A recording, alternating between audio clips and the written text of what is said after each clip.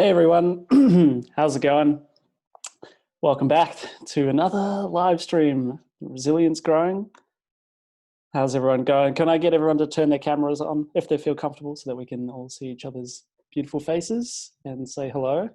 Hey Patrick. Hello. Hey Candy. Awesome. So I've just got a few more people trickling in, but sure they'll be here in a second. Just going to start as always with the acknowledgement.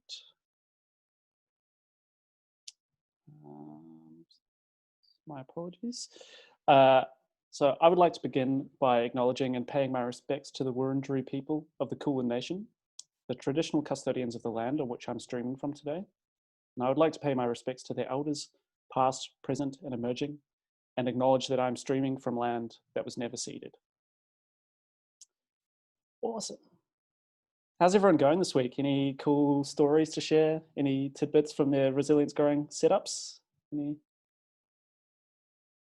No, don't be shy. Come on. Yeah, maybe I could give an update because I actually haven't been in any of these seminars for about 8 or 9 weeks now because of work. That's okay. It's good to see you. Everything with my fish tank is going great. I guess you've probably seen my Facebook posts about the health of the water and the fish and everything. Mm-hmm. The hydroponics setup is on its way. I set it up, weeks ago with the chard seedlings, and then my light stopped working, and I didn't resolve that issue for like 2 or 3 weeks. And now I've got a working light, which is fantastic. Thanks to you guys for that. And the chard seedlings, they stayed, about an inch tall, they've started growing again. So even though that delay might mean they'll never thrive, I thought I'd see how they go. So maybe I'll keep you posted on that. But yeah, the ones in the very middle, directly under the light, they're looking pretty good. They've kind of doubled in size in about a week and a half. And yeah, that's. Is this in the hydroponics? In the hydroponics, yeah. That's interesting. The tray of microgreens I've got is kind of desiccated on one half and never really thrived, and then the other half they've kicked off and they're looking really good. And those are rocket that I did a few weeks ago because I fell off the schedule around week 5. But yeah, that's it. It's going well, and learning lots, even though I'm not on par with the program. Well, I think that's fine. I think at this point, everyone's at pretty different. We're all on our own urban farming journeys, but I think we're still on the journey together, which is cool. But everyone's just at kind of different stages in where they're taking it, which is totally fine. That's not how I think these things normally go. As the kind of course progresses, everyone starts the race, or starts in the same position, and things happen, like you were saying, with work and stuff. So it's totally cool. But it's always there for you. All the content's always there for you. So you can always come back and relearn all the stuff and keep growing. And we're looking at some really cool things post-program as well. So keen to announce all that in the next few weeks. So thanks for sharing, Patrick. It's really awesome. So not too much from us tonight. Just going to kick off straight with Sara Rickards, our guest speaker for today. Some of you may be familiar with Sara already. She's a pretty prolific figure in this whole sustainable business scene. I had the pleasure of meeting her for the first time last year in Sydney in our the Farm Will Cultivate setup in the Sydney CBD. And ever since then, it's been an honour and lots of fun working with Sara whenever we get the chance to. And Sarah's going to tonight talk to us about our food systems and climate and how we can take action in our own lives, but also in the larger sphere of things to address some of these climate issues to do with our food system. So without further ado, I'm going to pass over to Sara Rickards. Enable screen sharing. There we go. bias. I definitely consider the far more crew like family. It's really nice to see G and Serena, and really lovely to see everybody else as well. I hope that I make sense. I've been kind of in back-to-back Zooms for the past few hours, so if I don't make sense, just totally unmute yourself and ask a question. I have pulled together a few slides to, I guess, pull together a little bit of a narrative around this stuff for you. Tobias asked me to talk about food security, climate change, and, I guess points of intervention, whether to act locally or at the policy level. And I guess I've kind of been working across all of those levels. So hopefully I can answer some of those questions through this story, or in the questions that we have time for after. So I'm just going to share my screen with you, and move. Can everybody see that okay? Give me some little, got some thumbs up. Yay. Awesome. So as I'm sure you know, you've been kind of working through these sessions with respect to the Sustainable Development Goals, which were developed back in 2015, sort of in conjunction with the Paris Agreement, and how do we kind of design ourselves out of this red hot mess that we find ourselves in, with, it's starting to really exponentially get more and more chaotic with the fires and COVID and all of these things happening. And so all of these things are sort of part of the framework or the pathway for us to navigate where to from here. And they're definitely not isolated. They're all really, really interconnected. But tonight I've been asked to speak to the climate action piece. So I thought I'd sort of start with a bit of a story. This photo is actually from 2015, when a lot of this stuff was really being developed, and I was a sort of a young academic. I like to say now that I'm a bit of a renegade scientist and a recovering engineer, and I've taken heaps of pivots since writing academic papers. This is me presenting the first book chapter I ever wrote about eco-footprinting and the transformation of consciousness. And how we change our university degrees, essentially, so that no matter what you study, when you leave, you know how to have a positive impact on the planet. And with saying that, I definitely don't have all of the answers at all, and it's been a very changing and evolving context since then. So I'm going to take you on a bit of a journey tonight, and it's going to start maybe being like a little bit triggering, a little bit of like not great stats, but then hopefully pull you out of it with some solutions. So I just wanted to flag that up front, that's kind of the journey. So please do stick with it, and acknowledge that, yeah, it's been a really wobbly time with COVID, working from home, and the second lockdown happening, especially in Victoria. I'm joining you tonight from a Wabakal country, which is Newcastle. And I'm a bit of a gypsy myself, and I'm about to go up to the Northern Rivers because I'm getting a bit of cabin fever being here myself. So what this like whole eco-footprinting thing really taught me, which I only realized much later after kind of going through the process, was this thing called an astronaut overview effect. Has anybody ever heard of that? No? So it's basically what they said happened to like the astronauts that like went to the moon and they saw the Earth like this, and they went, wow, it's really beautiful, we need to protect it. And it was like this shift.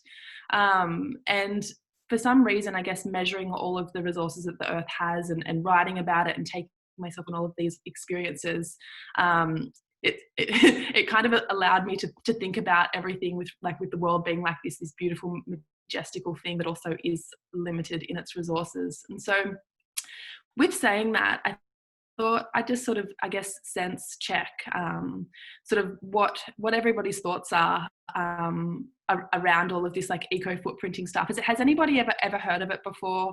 I can't see all your faces. I'm just gonna, no, yes, maybe. Okay, cool. So basically it measures how much we have, how much we use, and who uses what. So the Earth has the ability to create a certain amount of, or regenerate a certain amount of resources each year. And then we consume a certain amount of resources each year as well. And so this is a bit average and not very nice, but basically we use 1.75 planets per annum at the moment. So what that means is it's like spending like way more than what we earn per year and putting a whole heap on our credit card, but we're actually putting it on the credit card of the future generations. And so what a lot of this work is about is trying to become within the means of one planet living, and also paying back that debt that we've actually been accumulating throughout, since the 70s. We've been in ecological overshoot as a country in Australia, definitely, and as the world. So I'd love to know, and maybe you can pop it in the chat, what do you think is the greatest impact that we have on the planet? And there's also, this isn't a test, there's no right or wrong. I just love to sense check that. And maybe Tobias, if you can read them out, because I can't actually see the chat, if that's okay. Really? So everyone said the same thing. Agriculture and food production and food consumption. Thanks everyone for sharing that. Thank you. You're all pretty on it. Rubbish. Yes, the answer to that is rubbish. Another one, like waste. Like, it's a big one. Yeah. Yeah. Do you want to tell us the answer? Well, I will, but I guess what I learnt from this and what I was really surprised about is it depends at the lens at which you're looking at it from. So if you're looking at it from an individual level, a household level, a city level, or a country level, or a world level. So it depends on the scale at which you're drawing the system boundary to collect that data, which I found really, really fascinating at first when I was calculating this stuff. I was going through the spreadsheets and I was like, oh, I've done something wrong. It should be the same thing. But that was kind of like such a huge insight around those points of intervention, at what scale you intervene. So this first bit of data here, this is like the average Australian. So this is like our food and our transport, our goods and services and shelter. So services are kind of a pretty baseline for Australia. So this means like our roads and things like that, and like, the infrastructure required for our internet and all of these things. And so actually being an Australian, because we have such a high quality of living in all of this infrastructure, it's almost impossible for us to get to being one planet here in Australia because of all of the things that are built. But if you just look at this in terms of there's so many things that we can do to be more sustainable, but what are the things that you can do that will have the most impact? It's definitely focusing on the food that you eat and the amount that you waste, and the way that you transport yourself around. So how many flights are you taking per year, even though the context of that has definitely changed, and how are you getting around day to day? So learning this was actually, there was a lot of reasons for me, I guess, leaving academia, but one of the main ones was my 2-hour commute every day, and realizing that my transport footprint, because I couldn't actually get public transport from where I was living to my workplace, was so huge. And so that kind of made me really question my integrity and what I was doing. And once I started to think about it like that, I really wanted to design a much more regenerative lifestyle around that. So with a lot of these things, I used to go by this alter ego of a sustainability ninja. So I was like a super young engineer working in the property sector. And so I had to be kind of like quite sneaky about how I would convince people to do things, especially because everything was really driven in money. So that's kind of where that like alter ego came from, and also sort of like ninjaing in around those areas of hotspots, and potentially not wasting my energy on things that weren't going to have so much impact, because there was only so many things that I could convince people to do each year and to sign off on, and to basically convince the property department of the university to provide budget for us to transform things, like infusing more solar panels and things like that onto the buildings, and then looking at the food that was being offered in the food court and the waste systems. So this is interestingly what happens when you look at a city. So when we were doing this work at Macquarie University, we sort of took the I guess sort of like the lens of universities are basically like a suburb. They've got all these buildings, they use all this energy, there's people coming in and out. We're consuming all of these things, and interestingly, it was the buildings that came up, and the buildings and the operational items that came up as the largest areas of impact. And so that really allowed us to go in and go, okay, well, how are we actually going to build our buildings to be more sustainable and to last a lot longer? And then how are we going to look at all of these like operational items, which includes food actually. It's when you try to get all of this data, it's really, really tricky. So a lot of it comes out of annual reports and is converted from the amount of money that might be spent on catering or the amount of money that might be going into like students buying food from the food court and things like that. And so with saying that, none of these models are perfect at all. They're a bit better than back of the envelope, but it's really just about understanding where are these areas of greatest impact, and then how can we, if we know that we want to become a one planet city or a one planet person, how can we then sort of, I guess, reverse engineer those solutions based on the information that we do have. And so that was a lot of the work that we did. It was back in about 2015.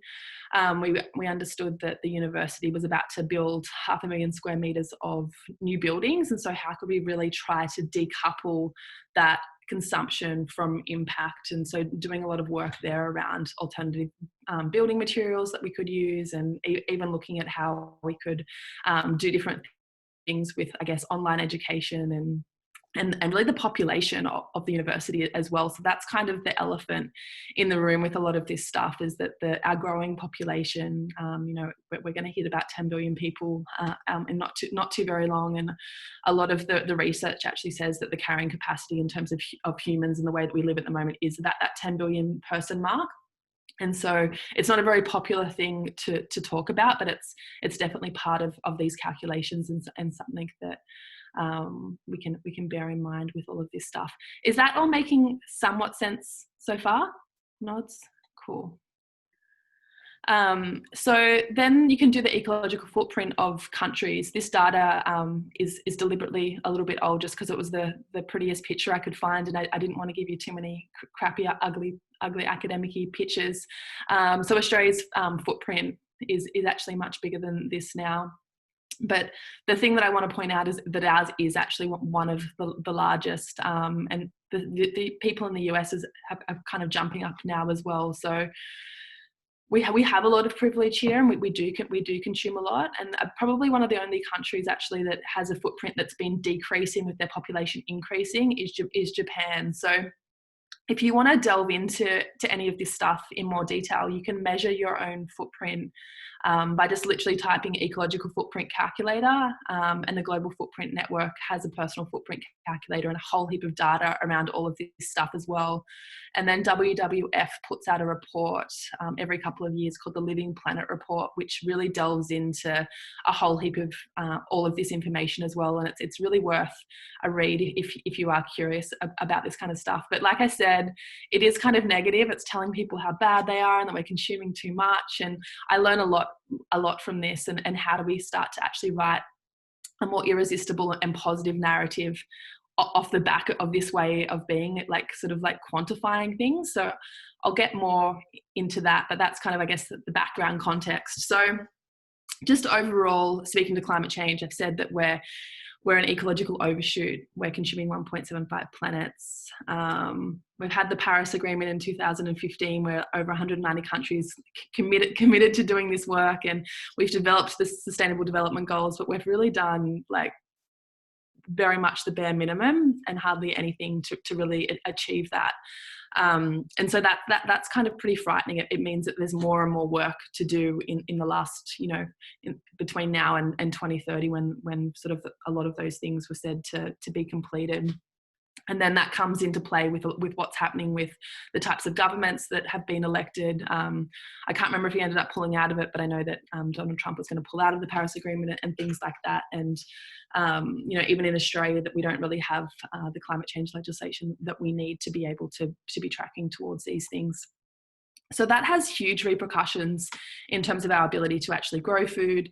One of the positives that's come out of Corona is that our emissions are down. They've estimated that because of the decrease in travel, that it's been down by about 6%. So what can we really learn from that?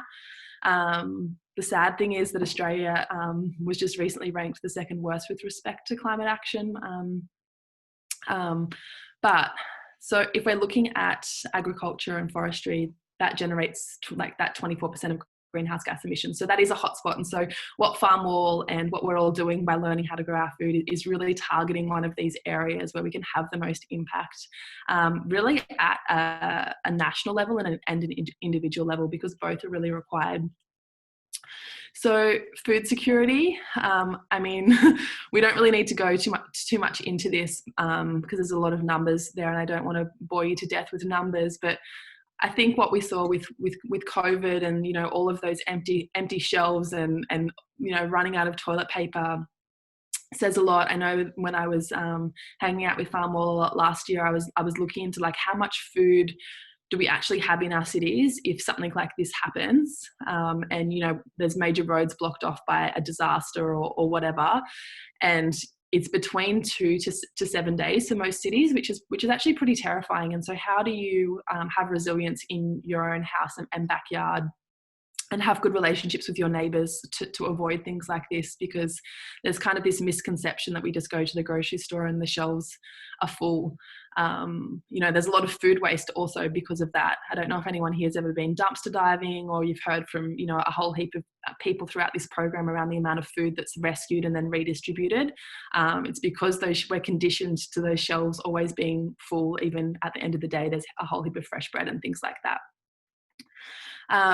This is probably one of the more exciting things that we're seeing happen is this relocalization. A lot of that happened during COVID with people connecting, growing food together, and finding a newfound sense of belonging and connection to place. And that's really important because a lot of the world's population is going to really live in cities by 2050. And so how do we take that more localized sort of approach? Because changing things at that top level, while it's really important, it's almost like steering like a huge ship. It's to get 1 degree of change where you can be a lot more agile at that local level. Has anybody ever seen this book before? Some nods. A couple. Okay, cool. I was so stoked when this book came out. I think it came out, it's only been out for maybe 3 years. So basically Paul Hawkins is this badass environmentalist, and he's like, we do a lot of time, like we speak about the fact that there's like this problem, but does anyone actually have like a plan to reverse it? Like, what's the plan? And so he pulled together all of these interdisciplinary scientists and artists and engineers, you name it, to really write this book. And what it does is it looks at, when it first came out, it looked at the 80 top solutions, and it looked at it in terms of the ability to draw down carbon. It looked at it in terms of the cost as well. So what is the thing that you can do that's going to pull down the most carbon, but how much is it going to cost? And what is the return on investment? Because some of these things can actually generate money once they're implemented as well. So it's an awesome book. If you're interested, there's definitely grab a copy, but there's a whole heap of information on their website as well, where you can really delve into the data. But I've pulled a bit of the data out of their most recent report that just came out this year, so that we can kind of delve a little bit deeper around those solutions hotspots, given that I've just loaded you up with the bad things that we're doing. These are the good things that we can do in terms of our impact. So basically this is how they've, just to sort of simplify it, because climate change and all this data can get really complicated. So they're just saying, this is our current trajectory. This is where we can get. Can you see my marker as well? Cool. This is where we can get to, and these are sort of the things that we should really be focusing on. Cool. I've just got to keep moving your heads over this thing. So I really wanted to kind of hone in on this food and agriculture and land use piece today, given that we're hanging out, learning how to grow food, and is this really having any impact, and what does it all mean? So basically, a lot of you said in the chat, as Tobias said, that it is around our food and our waste and our diets. And so that's quite empowering, actually, because we do have a lot of ability to change those things as we learn more and we can become more and more conscious about it. But this data really starts to kind of go down a little bit deeper as well. So if you look at reducing food waste and moving to a more plant-rich diet, they have, reducing food waste is more impactful, and then following secondly with that plant-rich diet. And so, I'm personally, I'm not a vegan.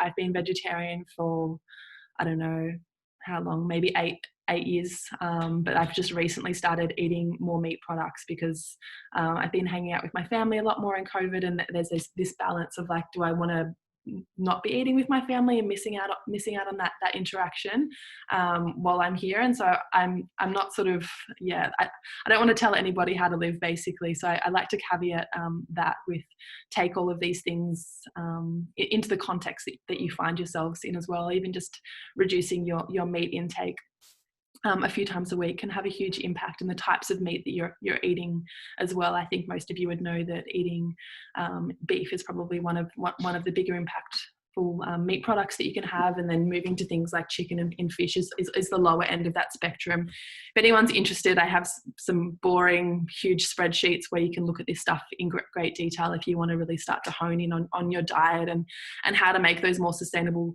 choices as well. And then I guess it's Plastic Free July as well. So do you buy the thing that's wrapped in plastic and that's maybe going to last longer because it's not going to be exposed to much air, and then it leads to waste because you want to be plastic free? Do you get the local thing, the organic thing? There's all of these things that you can start to really like hone in on and decide what things you align to your values and what you care about to really make these decisions. Because I tell you what, after doing all this stuff, I used to go into like grocery stores and just pretty much have an anxiety attack and feel super guilty about buying anything.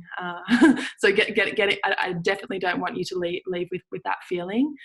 We all need food to nourish us, but it's just about that intention behind why we choose to eat what we do eat.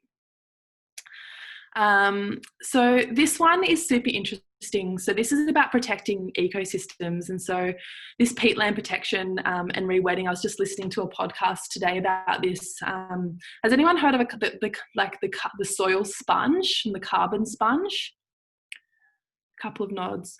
So basically they're saying that this is going to be one of the really impactful things that we can do, is to keep a lot of the carbon in the soil, but to start to increase the microbes and like all of the fungi and all of these things that are occurring in the soil as this carbon sink, but continuing to make more and more of these things because of deforestation and traditional agriculture really having a huge impact in that space. But the thing I wanted to really point out, especially during all of this time as well, there's been the Black Lives Matter movement really bubble up, and here in Australia, we had one of the richest agricultural countries in the world. If you've read or heard of Dark Emu, Bruce Pascoe starts to speak about this, and this shows it here in this data that having Indigenous people actually look after the land has a huge impact as well. And I think that's a really powerful thing to be shown in this data, and what does that mean for us here as a country, and how do we start to work more with the traditional custodians to regenerate the land and look after the land. I might skip over this one, but this one is just shifting into agricultural practices and I guess nutrient management and rice production, things like that, because I don't want to kill you with data and numbers, but yeah, definitely if you're interested, all of this information is available on the Drawdown website in the new 2020 report. It goes into it in great detail, but basically at a high level, they have all of these huge sort of spreadsheets which show you that the areas of greatest impact. And interestingly, if you start to add some of them up, and like looking at the food, agriculture, land sinks, basically those things, and educating women and teaching women about like sexual health and things like that to minimize the amount of children that are potentially born and things like that, are the two most impactful things that this report anyway says in terms of carbon emissions.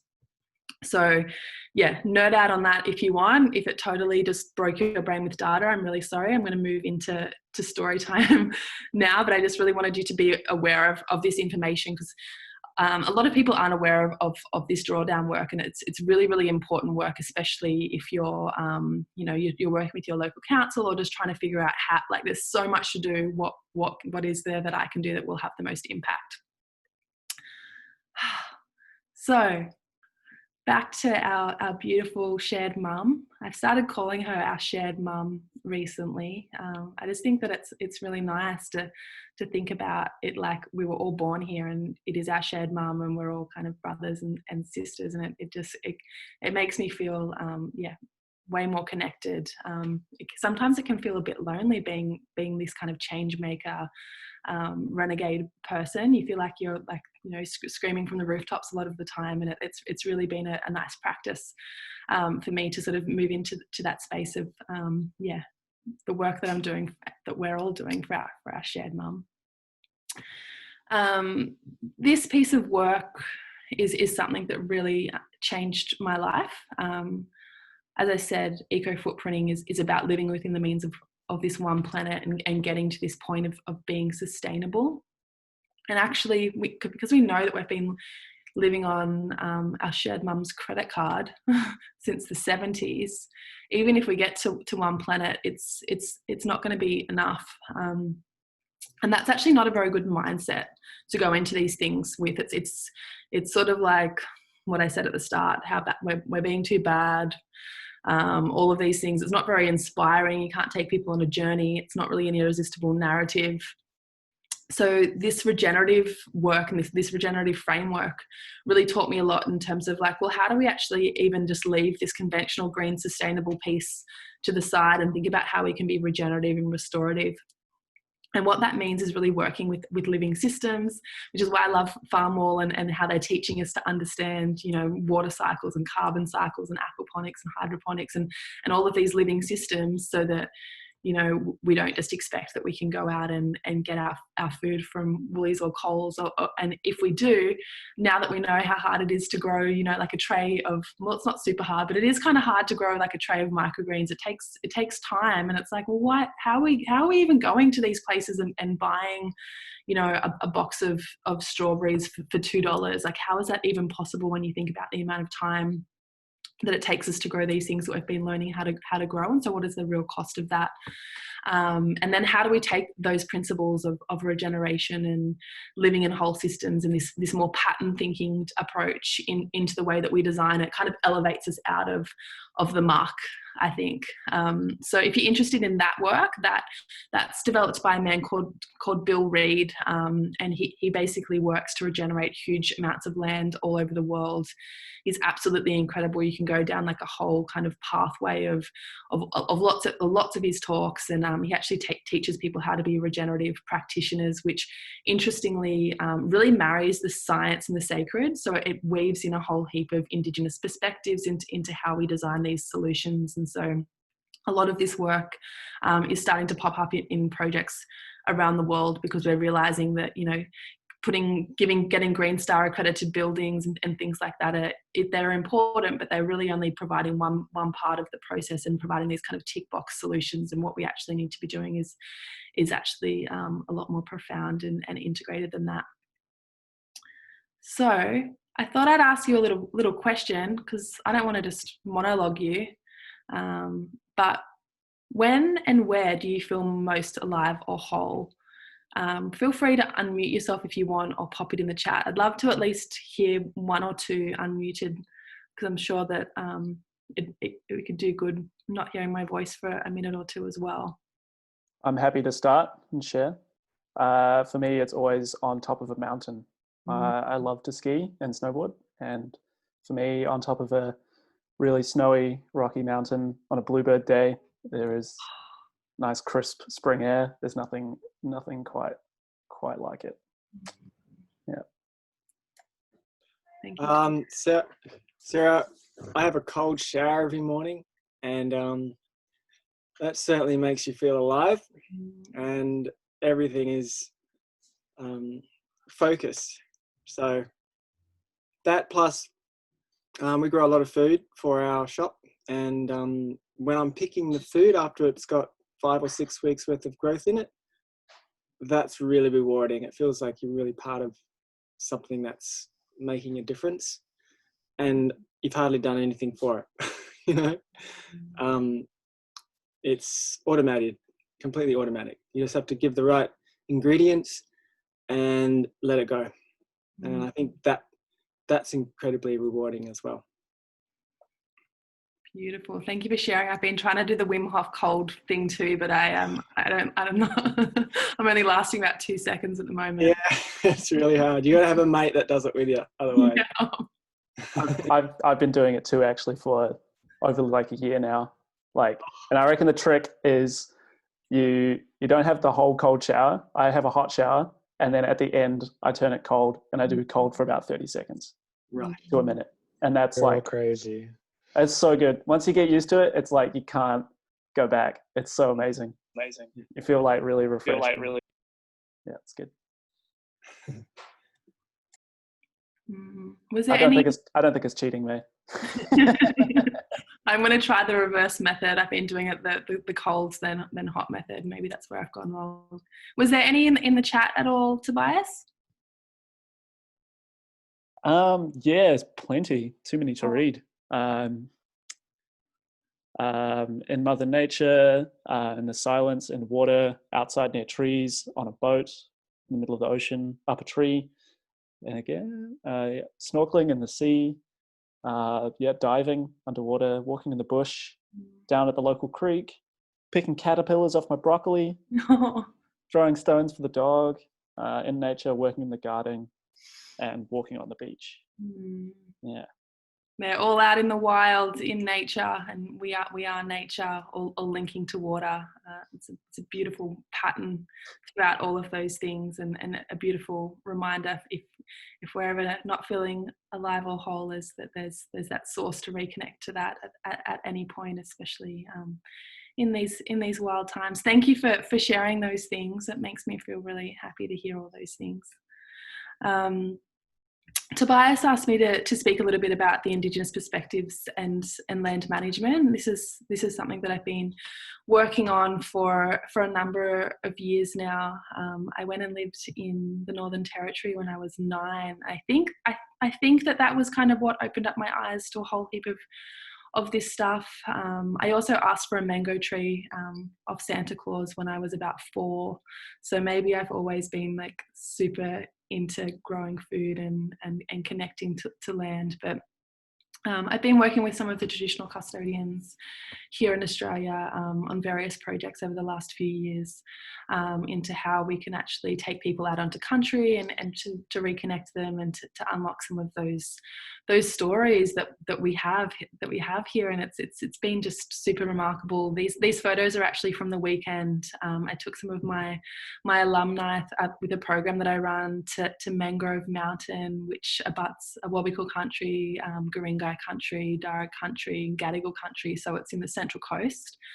And where you can see that we're on the side of the road here. So the start of the tour, I guess the workshop or the hanging out on country, I should say, was on this road, and we spent about 3 hours, not going much more than about 100 meters off this road, learning about all of the medicinal properties of all of these native plants, and also introduce weeds that were here. And so I could go into heaps of detail about that, but I'm kind of reluctant to, because I don't want anyone to go out and take some stuff off the side of the road and eat it as some form of like healing elixir. But I highly recommend, post lockdown, really seeking out these types of things. If you're ever in New South Wales, we went out with Jake Kassar, who spent a lot of time with traditional custodians learning about these medicinal and health properties of various different plants. And so I always kind of just leave, and my brain is like absolutely like beyond full with the knowledge that he imbues onto us. I'm also cautious of the time. I want to leave some time for questions as well. So I might just kind of, I might end with this last part.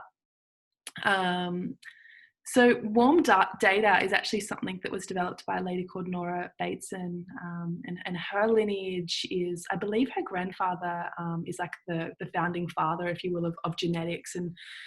And so she's kind of come out, and she's like been like I was reading about her today. She's like pretty frustrated about a whole heap of things that are happening, and she's not kind of looking at, you know, eco footprinting and all of this data anymore. She's looking at warm data. And so that's really understanding these patterns and this like felt sense, this intuition of what's happening. And so she says warm data itches when it's confined. Warm data is the kind of information that lets you know when to tell somebody that you love them. And so I think that that's a really curious thing. You know, it's all well and good for us to go, you know, target our diet and, you know, sequester carbon, but, you know, we live on this really complex, interconnected world. And so how do we start to kind of break out of these even silos of science and this quantitative sort of side of things and move into this more qualitative side of understanding the world and through stories. And so she actually wrote this poem called Reunion that I thought I'd leave you with. And so she says, reunion, a thickening of the unsaid integrity, starting in small fringes that link and recruit, finding unfound mixtures, re-soaking the past, marinating memories until their softness is sticky vitality. Like the richness of soil, the assembling is teeming with nuances sticking to other nuances, following entirely undrawable paths, the unusual textures and surprises, in the worldless sea of how we are. The resonance and rhythms have their own current, in the rich probiotics of fresh tones, made together without goals. This is not collaboration, this is composting, this is the kind of new life, is not a restructure, it is a reunion, it is not a plan, it is a nourishing.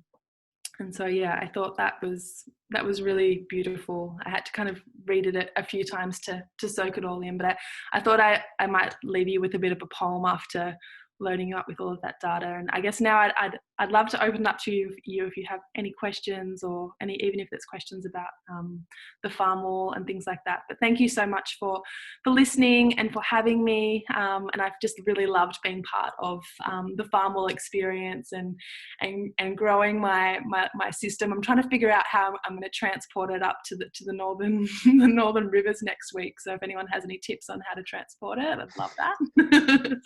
But thank you so much. Awesome. Thank you so much, Sarah. It's always a pleasure to hear you talk, and we can definitely give you some tips about how to transport it. We're pretty much experts at it at this point, having sent the farm walls from Melbourne to Sydney many times. Maybe we could do a video on it, how to transport your system, potentially.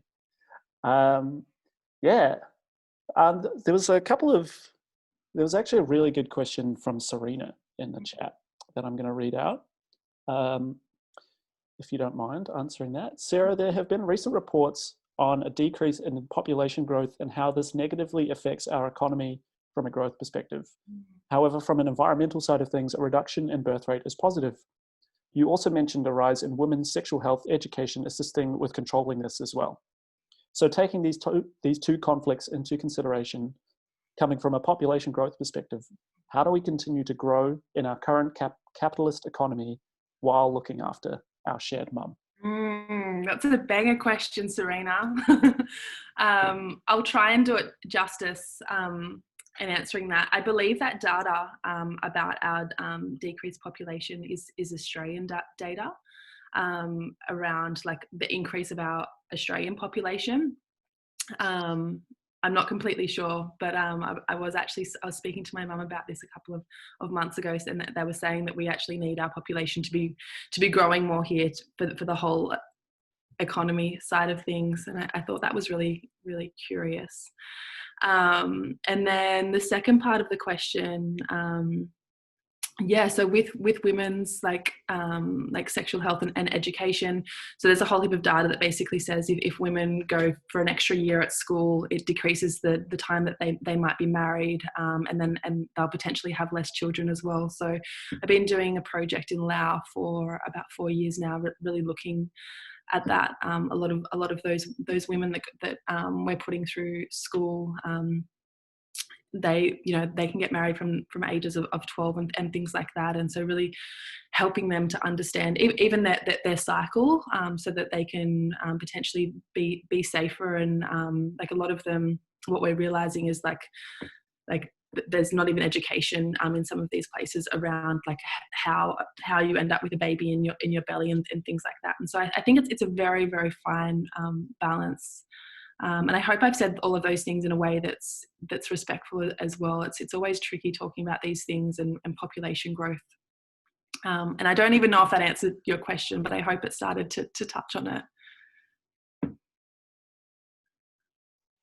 I think it's one of those warm data points that you were talking about, honestly, because there's so many different elements to the population question, and then all of the debate and the sort of the rhetoric in countries like Australia around whether or not we should have children as a kind of sustainability choice, versus raising a new generation of people who have the skills and the expertise and the mindset and the support from us to actually build the better world and play a part in building a better world. And there was a question. There was a sorry. There was a thing from me as well. Is the tricky thing with that is that from an economic growth side of thing, we have such a rich style of living, and our living standards are so high because we have such a great economy, and that's due to the rapid increase in the population growth. And someone dropped in the comments as well, you know, how a reduction in population growth, which, I mean, this is information, this is a personal opinion as well. I know that it's a sensitive issue, but that we do need to have a reduction in the population in order to control our growth so that we can look after the planet. However, it opens up all of these questions with how we look after our aging population, and what also happens to our standard of living when we don't continue to rise at the same exponential rate that we have been for the last century. And so it's just a tricky question in how whether or not, you know, there needs to be systematic changes in how we actually measure growth, and, you know, the reasons why population growth are seen as a negative thing from an economic perspective, and how we kind of rewrite that conversation with government and with organizations, and just with ourselves as well. Yeah, the economy is such a huge like kettle of fish in itself. I was just looking at the second part of your question with that. How do we continue to grow in our current capitalist economy? This is kind of, I guess, a can of worms, but you know, an economy that's based on GDP that you know includes things like, you know, what it costs to hold people in prison, and you know, charges that are being made against people, and a whole heap of like these metrics that have nothing to do with our well-being and real growth is kind of one of the fundamental flaws with our economy. But I don't have the solutions for what a better economy could be. I've been kind of delving into a whole heap of stuff that Charles Eisenstein's been writing about in terms of sacred economics and things like that, and trying to take, I guess, biomimicry from fungi, and how fungi has like this transfer of nutrients, because, you know, we've got this whole like society that's built on this economy that's actually a flawed model in itself. And so that's kind of one of the major issues. The end part of this talk kind of started to speak to that, actually. One of the biggest things that I've realized in the last little while is like, why do we consume so much?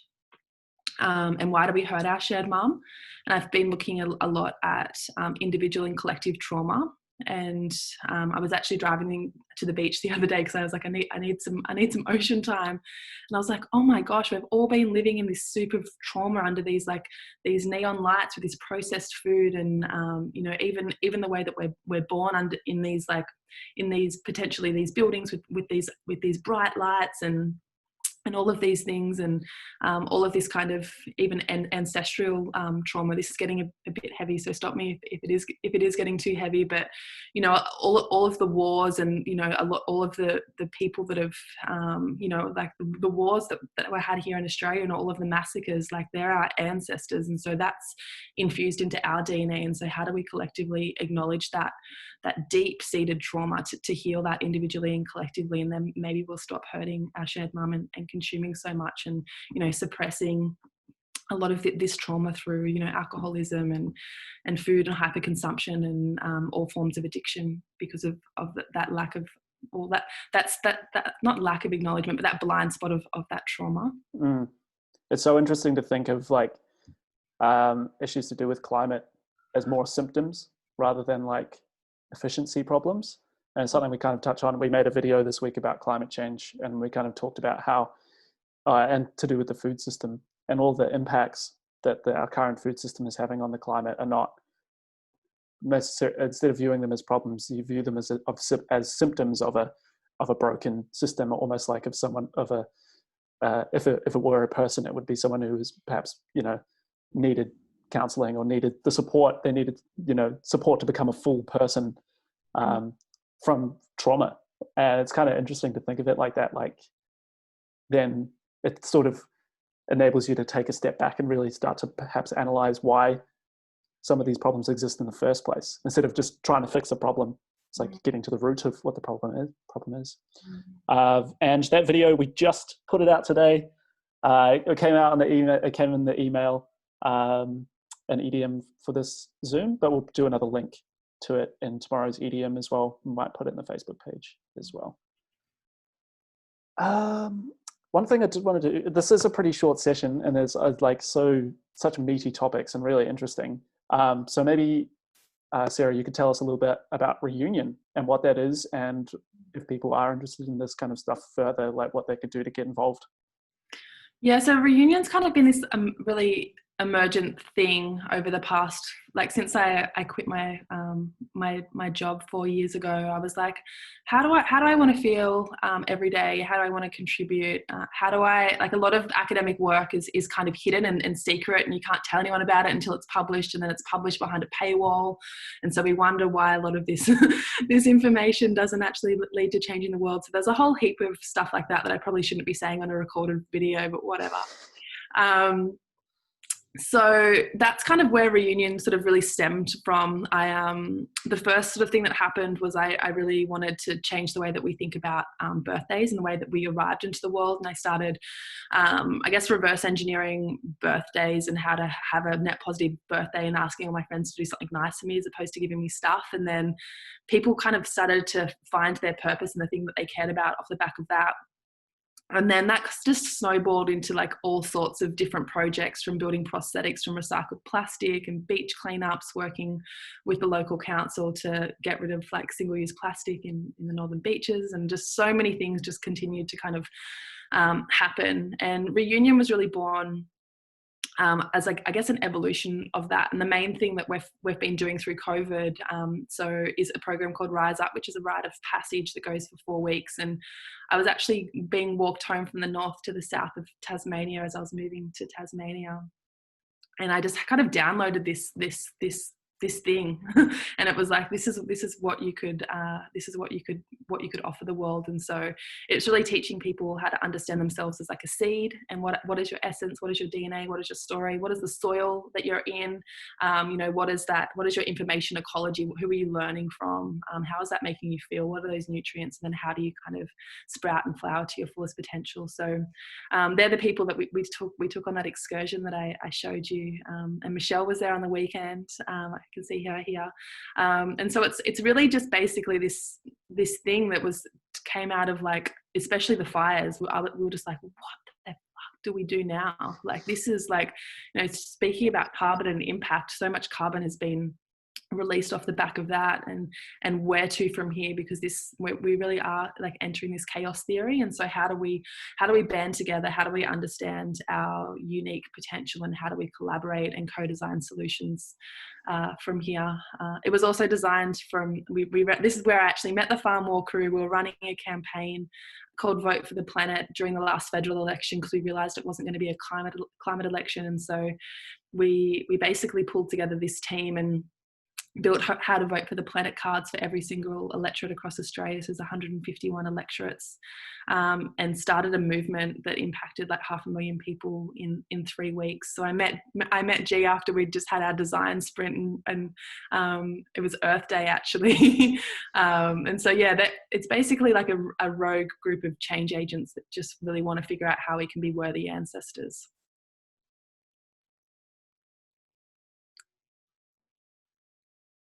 Having done the Rise Up program myself, I can speak to it for being really quite awesome.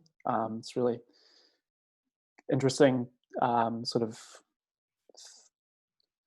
it's a really interesting theory of like I don't know, approach to work, to like the transition design and regenerative mindset stuff, like making that your foundation in the work that you do. And I think Sarah and the crew at Reunion do a really good job of teaching that. I'm sure. How many programs, how many iterations of the program have you done? We've done 3, and there's 130 alumni. So we've done 3 since the start of the year. But we've put it on hold until we wanted to like wait until after the winter solstice and really integrate a whole heap of the learnings and really nurture the alumni until we offer the next program. But we're all about to be together in the Northern Rivers from next week onwards. So yeah, watch this space, because I'm sure that the next cohort will be open. We're thinking probably in August, but I'll definitely let you know. You can find it at reunion.earth. There's like a little let me know when the next cohort opens thing. And we open a lot of our sessions to non-alumni as well, when we have like guest talks and things like that. It's not like some exclusive culty thing. We want it to kind of be like a semi-permeable membrane that's open to everybody that's interested in this stuff. Yeah, absolutely. Got a thing from Michelle saying how much she's enjoyed being part of the group as well, which is cool. You're the best, Michelle. Yeah. Does anyone do we have any final questions before? Would anyone like to ask Sarah anything before we wrap up? I might have one or two. See if we can squeeze one more in. What do you think? What would you say is your like thing, or what do you do, or what's your advice to people? How do you stay grounded when you get overwhelmed by the immensity of this task that we're trying to do? It's so like, and you've kind of touched on it a bit. It's such a huge scale, planetary Earth scale, and we're just small individual humans, but building this interconnected web of change makers and things, but it's hard to understand your impact as an individual. How do you that's a beautiful stay grounded in all of this? We actually just had a session on this with the Reunion Rise Up crew just like 2 hours ago, and we're looking at rituals and how we kind of maintain our sanity in this completely insane world. And so how do you infuse that in your day-to-day life? And so that's very much why I asked you that question about what makes you feel alive and whole. It's kind of like a bit of an invitation to really explore that when times get wobbly, and times do get wobbly. We're humans, we're not happy all the time, things get really overwhelming, but having like a toolkit that you can go to, whether it's a meditation practice, walking barefoot to earth is really amazing. Forest bathing. I'm really into watching the moon cycle, which is like my hippie woo side of things, but it allows me to make sense of why I might be feeling a certain way if it's coming up to a full moon, things like that. And so finding those sort of, those micro rituals that you can infuse into each day, because, those wobbly moments, yes, they can last for a whole day, a week, or months, but the only constant in life is change. And so how do you have that personal sovereignty to curate the life that you want, and those people around you to be able to support you as well, because trying to change the world's really hard. And we do it because we care, and we're empaths, so we feel a lot of stuff, and so looking after each other is super important as well. Beautiful. Couldn't have said it better. That's awesome. Best Zoom sessions yet from Paul. Oh, thank you, Paul. Thank you so much for your energy and wonderful, young, inspiring speakers who give me hope. We aren't too late to save humanity. Thank you, Paul. It's very kind of you to say. Awesome. Alrighty, I think we might wrap it up. Thanks everyone for joining tonight. It's been a really good session. Thank you so much, Sarah, for speaking. Like I probably said a few times now, but it's always a pleasure talking with you and sharing your wisdom. And hang out for next week's live stream. Next week is going to be pretty cool. We're doing something a bit different. We're doing a panel. So we're going to be talking future of food and vertical farming. sustainable cities, and we've got 3 or 4 guests. I can't remember exactly who, but we've got a whole panel. We're going to be doing a whole bunch of questions. It's going to be very exciting. And we're going to be collating a lot of this information that we've talked about tonight and talking about solutions and what do we do? How do we make our cities better? So stick around. It's also the second to last live stream of the program. So make sure you attend. Awesome. Thanks, everyone. Have a great night. See you later.